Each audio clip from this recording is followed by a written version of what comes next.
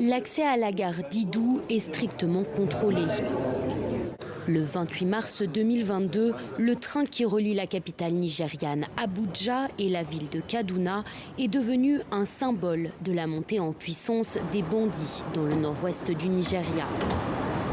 Ce jour-là, une explosion immobilise la locomotive en pleine voie. Il y a eu un échange de coups de feu, puis les bandits sont finalement montés à bord du train et ils ont commencé à tirer puis à crier « Allahu Akbar, Allahu Akbar » et à nous hurler de sortir du train. 8 passagers sont tués, 62 autres pris en otage. Hassan, lui, a passé 5 mois aux mains des hommes qui sèment la terreur dans la région.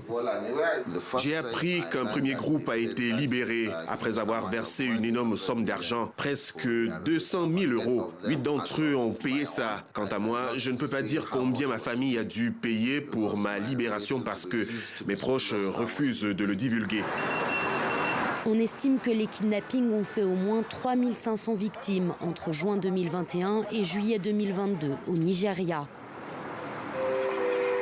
Des enlèvements de masse dans des écoles ont gonflé ces statistiques.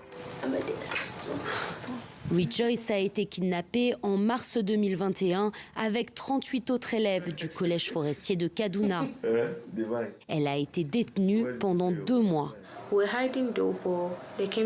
Nous avons essayé de nous cacher, mais ils sont venus nous chercher et ils nous ont dit de les suivre à l'extérieur. Dehors, ils ont rassemblé les étudiants qu'ils avaient réussi à attraper. Nous avons marché pendant des heures pour rejoindre un autre groupe d'hommes qui nous ont emmenés sur leur moto. Le kidnapping est devenu une véritable industrie au Nigeria. Et les familles sont souvent livrées à elles-mêmes lorsqu'un proche disparaît. Benjamin a négocié pendant plus de 2 mois la libération de son cousin Reuben, un fermier kidnappé sur la route.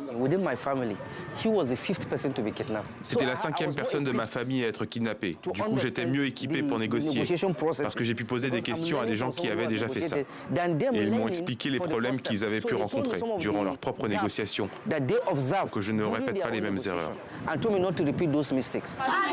Ces dernières semaines, la sécurité s'est un peu améliorée dans l'état de Kaduna.